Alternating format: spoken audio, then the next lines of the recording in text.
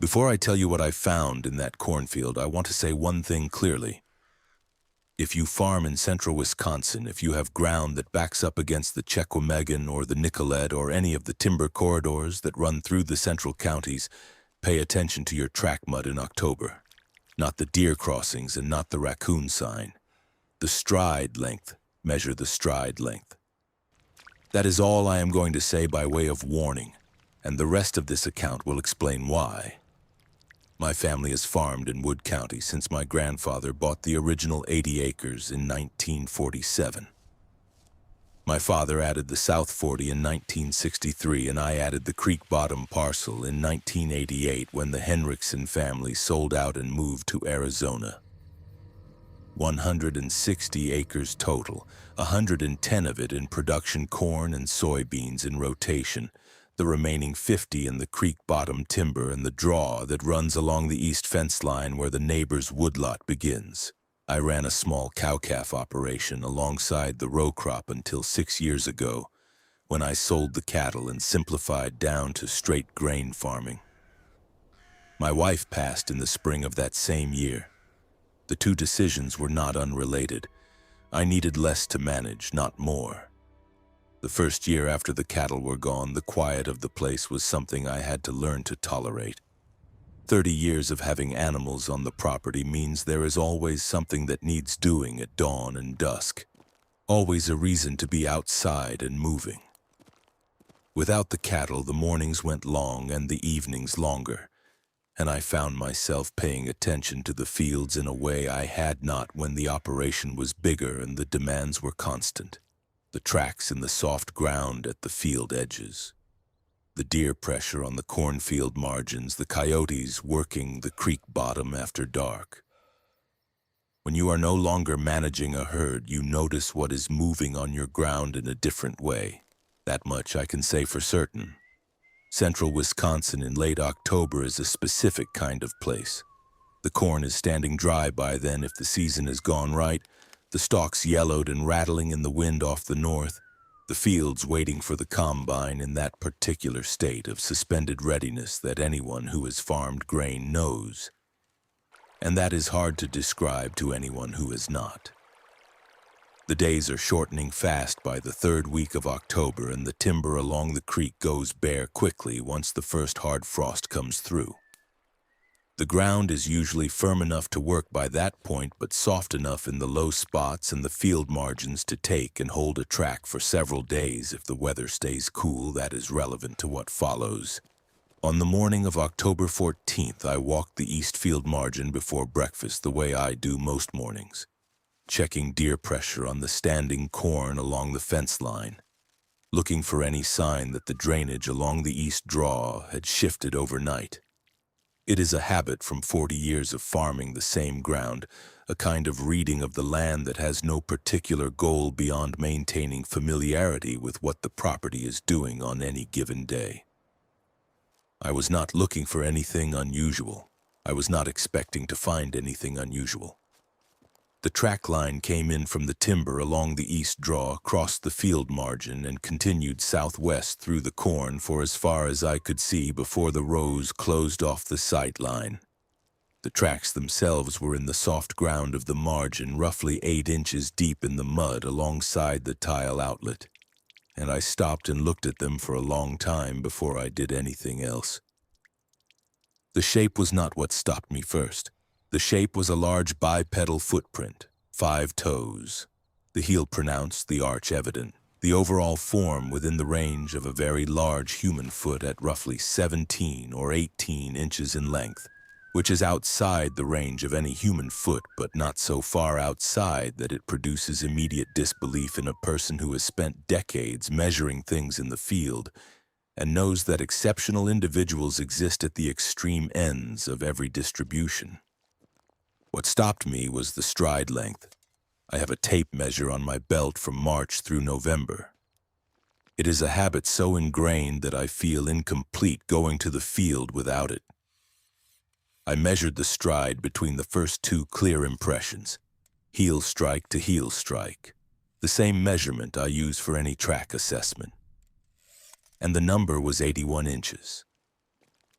6 feet 9 inches stride to stride. I am 6 feet tall.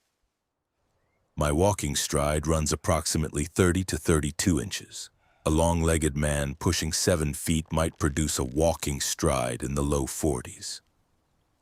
81 inches is not a walking stride for any human being. It is not a running stride for any human being.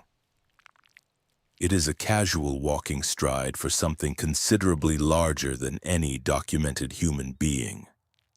And it was deposited in the soft ground of my east field margin at some point during the night of October 13th. I stood there for a while with the tape in my hand. Then I followed the track line into the corn. The corn was dry and the stalks were at full height, roughly 9 feet in that field, and moving through a corn row in late October means moving through a confined corridor with the standing crop on both sides and the sky a narrow strip above. The tracks continued in a straight line southwest, one to the next. The stride consistent, the depth consistent, the directional bearing unwavering in the way that a large animal moving with purpose across a field is unwavering rather than the wandering line a deer or a coyote will produce when it is feeding or investigating.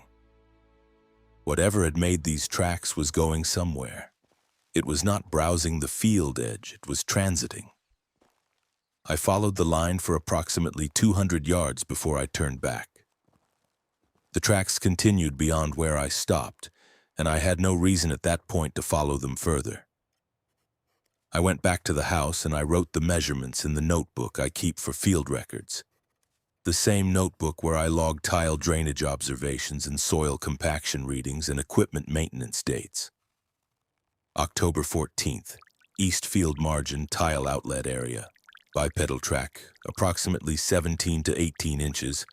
Stride 81 inches, line bearing approximately 220 degrees. Entering from east draw timber, exiting southwest through standing corn. No disturbance to corn stalks. Ground contact depth approximately 8 inches in margin mud. That last detail had been nagging at me since I found the tracks. 8 inches of ground penetration in margin mud requires significant mass. A mature whitetail buck will sink 2 to 3 inches in the same mud under field conditions. A draft horse will sink 4 to 6 inches in soft ground. 8 inches of ground penetration from a bipedal walker is a mass estimate I ran several times in my head on the walk back to the house and could not make come out to any number I was comfortable with. I am a methodical man. I have been a methodical man my entire working life because the alternative on a farm is chaos, and chaos is expensive and sometimes fatal. I do not jump to conclusions and I do not assign explanations before the evidence warrants them. On the morning of October 14th, the evidence warranted a notation in the field book and a return visit the following morning. That is what I did. The tracks were still there on the 15th. Fresh ones. Same line, same bearing, same stride measurement. I remeasured 80 to 82 inches across 4 clear strides, well within measurement error for the same animal. The impressions from the 14th were still readable in the mud alongside the new set, slightly weathered at the edges, and the new set was placed within 2 feet of the existing line, as if whatever made it was using the same corridor through the field margin that it had used the night before. I photographed the tracks on the 15th. I had not photographed them on the 14th because it had not yet occurred to me that documentation was necessary. By the 15th it had. I used the tape measure as a scale reference in each frame, and I took photographs from 4 angles on each of the 3 clearest impressions. I also took a wider photograph showing the relationship between the track line and the corn rows, with the east draw timber visible in the background. Then I set a trail camera on the fence post at the tile outlet, pointed at the section of field margin where the track line had crossed both mornings. Day 3. Tracks again. Camera had triggered. The images showed motion in the corn rows at 2:47 in the morning. The corn stalks moving in the frame, the motion consistent with something large passing through the adjacent row. The source of the motion outside the camera's field of view. 3 frames of disturbed corn. Then nothing. Day 4. Tracks. Camera did not trigger. I checked the batteries and the sensor alignment. Both were correct. Whatever had passed through on the 4th night had not broken the sensor threshold, which requires motion at a certain height within the sensor cone. The track line was present and fresh. I remeasured. 80 inches. Day 5. Tracks and a new element. On the 5th morning, the track line deviated from its established bearing for approximately 15 feet before resuming the original southwest heading. The deviation took it close to the grain bin at the southeast corner of the farmstead, within 30 feet of the bin's access door. At the door, at approximately 6.5 feet off the ground on the painted steel surface, there was a handprint. I want to describe the handprint carefully because it is the evidence I have thought about the most in the time since. It was not a complete print, partial. The heel of the palm and 3 of the 5 digits in contact with the surface, the angle suggesting the hand had been placed flat against the door and then dragged slightly downward, the way a person checks a door for heat before opening it, or tests whether a latch is engaged. The paint had been scuffed in a downward arc below the contact points. The width of the palm impression measured across the widest point was approximately 9 inches. A large human hand measures 6.5 to 7 inches across the palm. 9 inches is outside the documented range of human hand width by a significant margin. I stood at the grain bin door for a long time. The handprint was at a height that required whoever placed it there to be standing comfortably upright with the arm extended at roughly shoulder level, at 6.5 feet above the ground with the arm extended. The shoulder placing it there was attached to a body somewhere in the range of 8 to 9 feet tall. I ran the geometry several times. The numbers did not change. I did not open the bin that morning. I am noting that because it is a fact, and the reason is one I have not fully worked out even now. The bin had been closed the night before. The handprint was on the outside. There was no evidence the door had been opened. I had no reason to believe the interior had been disturbed. And yet I did not open the bin that morning, and I did not open it for 2 days after. And when I finally did open it, the corn was undisturbed and there was no evidence of entry. And I noted that in the field book and moved on. Days 6 through 10 produced tracks on the same line each morning without exception. By day 7, I had stopped being surprised by their presence and had started being surprised when I spent a few seconds not thinking about them, which is a different kind of information. I adjusted the camera by day 6 to cover a wider section of the field margin and to trigger at a lower sensitivity threshold. I also began keeping a separate log from the field book, a personal record rather than a production record, written in a different notebook that I kept on the kitchen table rather than in the barn. The field book is a document that could theoretically be reviewed by an extension agent or a lender or a county assessor. The kitchen table notebook was for things I was not yet prepared to have reviewed. In it I wrote the measurements each morning, the camera results, and increasingly the questions that the measurements were generating, that I had no framework to answer. The central question was behavioral, not physical. I had enough physical evidence by day 7 to establish that something large, bipedal, and outside the documented range of regional fauna was crossing my east field margin on a regular nocturnal schedule. That question was answered. What I could not answer was why the schedule was so consistent. Animals that move through territory on a route do so because the route serves a purpose: food, water, shelter, breeding range, territorial patrol. My east field did not have unusual food resources beyond the standing corn, which is attractive to deer and raccoons, but not, as far as I knew, to anything in the size class I was documenting. The creek bottom had water, but there are better water sources in the draw timber that would not require crossing 800 feet of open cornfield. The route crossed my property at a specific bearing and presumably continued on that bearing onto the neighboring ground to the southwest, which is a mix of woodlot and row crop similar to mine. Whatever purpose the route served, it was a purpose defined by a territory considerably larger than one farm.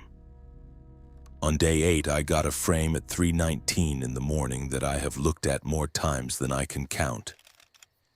It shows the field margin from the fence post perspective. The tile outlet in the foreground, the corn rows beyond, the east draw timber a dark mass at the upper edge of the frame.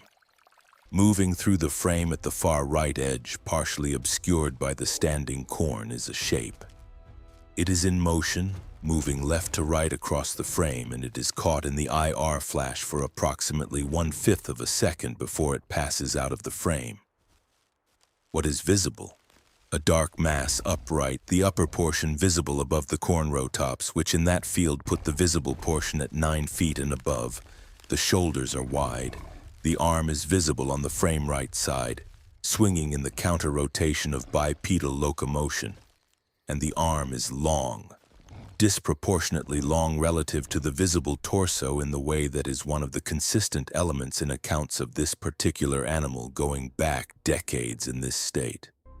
I have looked at that frame on my phone and on the laptop and on the larger monitor in the office, and I have tried every interpretation of the image that does not require the subject to be what it appears to be, and I have not found one that holds. On the evening of day 10, I sat on the back step of the farmhouse after dinner and thought about what I was going to do with what I had. The field book with 10 days of measurements, 40-something photographs. The camera card with the motion frames including day 8. The handprint on the grain bin door, which I had photographed and which was still there, fading slightly with the weather.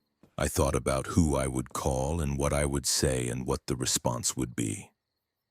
I thought about the University Extension Office in Stevens Point, where I had worked as a cooperating producer on 3 separate soil health studies over the years. And I thought about the county wildlife biologist who I have spoken to at field days and who is a competent and serious person. And I thought about the retired DNR officer who lives 12 miles south of me and who I have shared a fence line with for 20 years, and who I respect. I thought about each of those conversations in enough detail to know how they would go.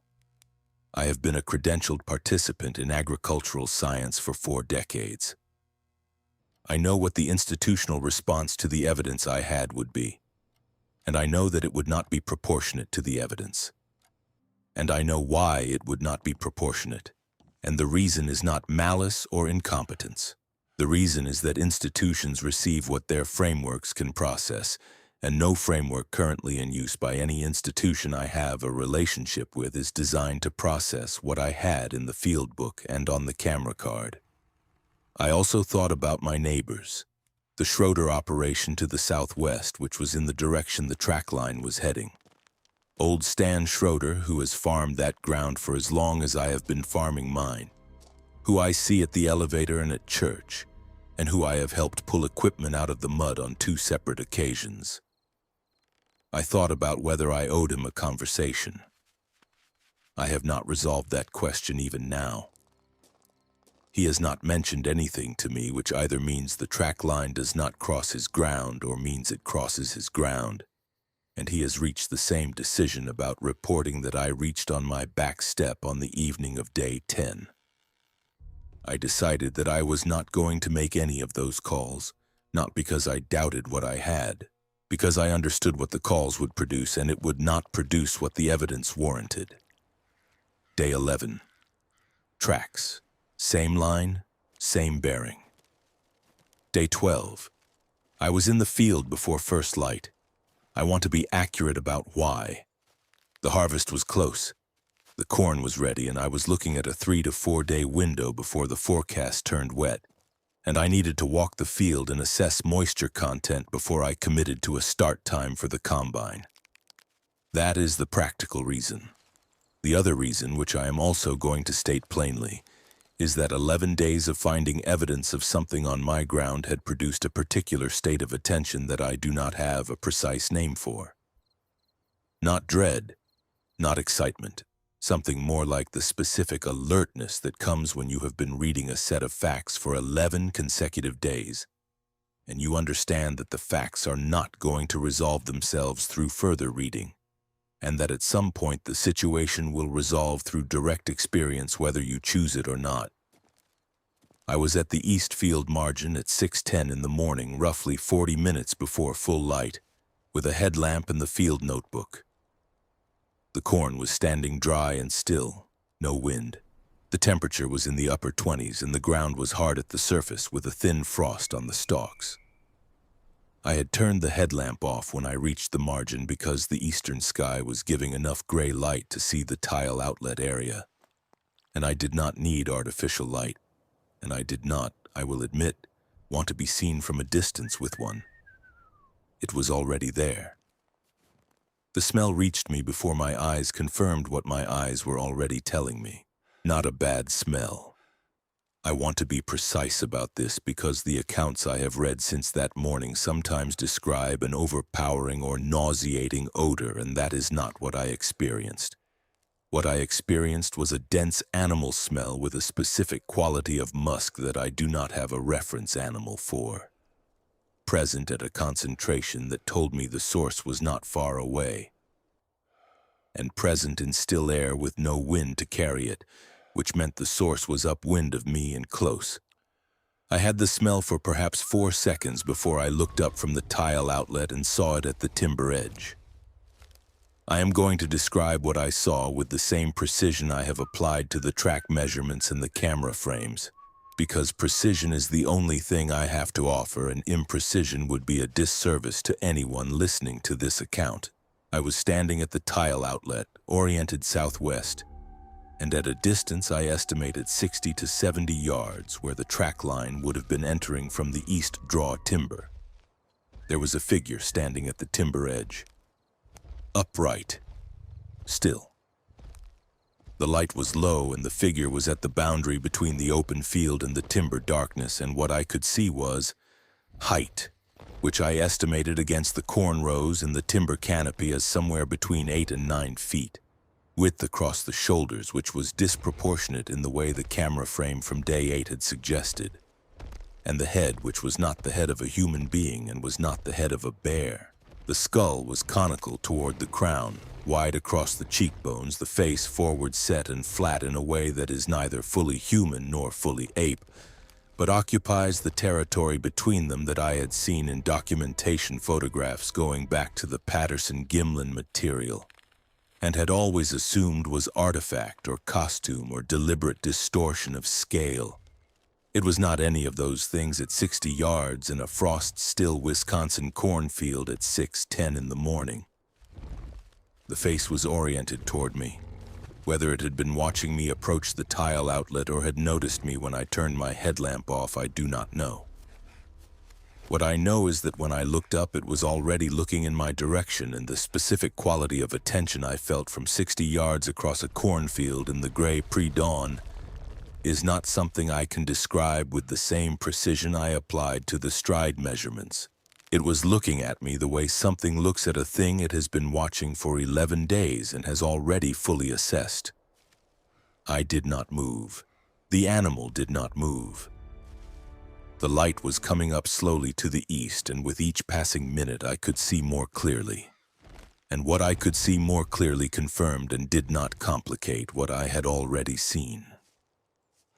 A large bipedal primate, that is the most accurate description I can produce using terms I am confident in, standing at the timber edge of my east draw at 60 to 70 yards, apparently aware of my presence, apparently not disturbed by my presence in any way that produced movement or threat display. It stood with the ease of something that had no reason to leave. That quality of ease is what I have thought about most in the time since. Not the size, which is striking, and not the face, which is difficult to think about directly even now. The ease of its posture, the settled, unhurried presence of an animal that was standing in a place it considered its own. observing something it had been observing for 11 days, and had decided at some point in those 11 days that the something did not require a response. I had been on its route. That is what 11 days of the same track line on the same bearing means. I had been on a route this animal used regularly through my cornfield, a route that almost certainly predated my ownership of the East Draw parcel, and probably predated my father's ownership of the South 40, a route that moved through the timber corridors of Wood County on a schedule, and for reasons I have no way to reconstruct from field notes and camera cards. My ground was a waypoint. The grain bin had been assessed and found uninteresting, or found interesting and then set aside. On the 5th night, the route had continued through the standing corn for 11 days regardless of whether I was in the field or not, because the route existed independently of me and my field book and my measurements. It stood at the timber edge for what I believe was 4 to 5 minutes. Then it turned and stepped back into the draw timber with the same unhurried pace I had been reading in the stride measurements for 11 days. And the timber closed behind it, and the field was empty. I finished my moisture assessment. The corn was ready. I started the combine the following morning. By the time the field was harvested and the ground was disked under for the fall, the track line was gone, turned under with the corn stubble, the tile outlet area compacted by combine traffic, the grain bin door repainted in November when I did the annual equipment maintenance. The camera is still on the fence post.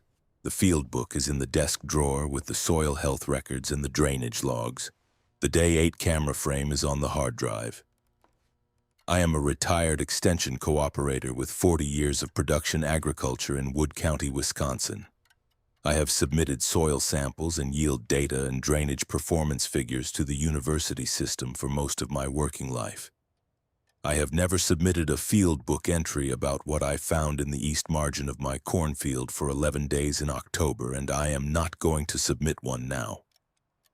I am going to tell you instead, and you can do with it what the evidence warrants. Do not dismiss the stride length. That is the number that matters. Any track can be faked.